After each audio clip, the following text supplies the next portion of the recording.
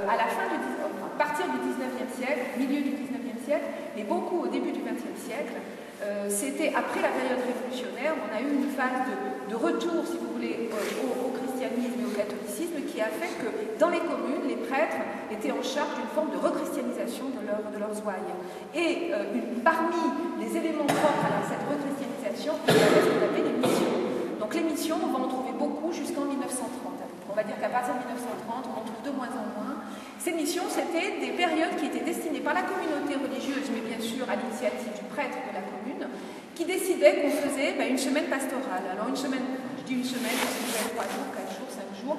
C'était des périodes pastorales extrêmement importantes où toute la communauté villageoise se retrouvait autour de l'église, autour du Christ et de Dieu. Et le lundi, alors je donne des exemples parce qu'on avait X sortes de missions, mais le lundi, le prêtre recevait les hommes. Donc il restait pendant 3 heures en discussion, en prière, etc., qu'avec les hommes. Le mardi, il recevait les femmes. Donc c'était le mercredi, ça pouvait être les jeunes filles. Après, on jouait tous ensemble. Le jeudi, c'était la journée des enfants. Donc il y avait des semaines entières de grande ferveur religieuse.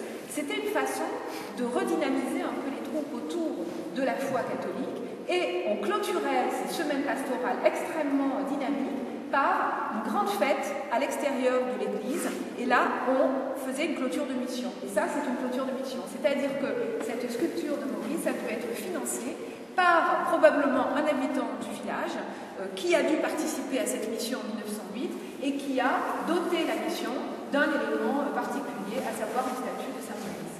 Donc des missions, il n'y en a pas beaucoup, hein, je dis qu'on trouve beaucoup en France, bien évidemment, à l'échelle de toutes ces communes, mais à Balissard, il n'y en a pas forcément eu 50, il y a pu en avoir 3 ou 4. Dans les villages, ça dépend des villages, et puis après, il faut les trouver, ces missions. C'est pas facile. Généralement, on les retrouve aujourd'hui grâce à des recherches que l'on peut faire aux archives diocésaines. Aux archives du diocèse, où là, on va par commune voir ce qui s'est passé. Très souvent, c'est lié à une visite pastorale, c'est-à-dire que l'évêque faisait ce qu'on appelle des visites pastorales. C'est assez drôle parce qu'aujourd'hui, on appelle ça un audit. Vous voyez, dans les entreprises, quand on fait un audit, vous avez un cabinet extérieur qui vient voir, vous poser des questions, savoir comment vous travaillez, comment vous fonctionnez, si vous êtes efficace, si vous n'êtes pas efficace, etc.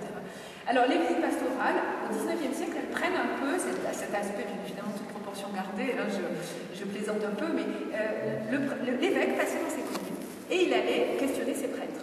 Donc, il demandait à ses prêtres combien vous avez de paroissiens, comment ça se passe, pourquoi eux ils ne viennent pas, pourquoi il y a tant d'habitants et que vous n'en avez que tant qui viennent à la messe, pourquoi il n'y a pas eu plus de baptême, pourquoi, etc.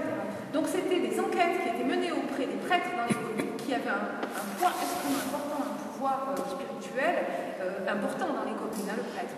Et du coup, grâce à ces enquêtes pastorales, quand les évêques font un bon compte-rendu de visite pastorale, eh bien on a le prêtre un tel se montre très efficace, fait tel autre prêtre, quelquefois, alors là il n'est pas du tout énergique, il ne fait pas grand chose, et un des éléments pour dynamiser, c'était qu'il faudra faire une mission.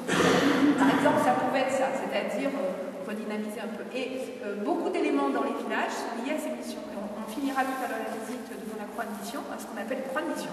C'était une croix qu'on érigeait à la fin d'une mission. On n'a pas forcément toujours les dates de question. Voilà. Et puis, vous avez aussi un autre élément, c'est la culture de Jeanne d'Arc. Alors, Jeanne d'Arc, c'est aussi un personnage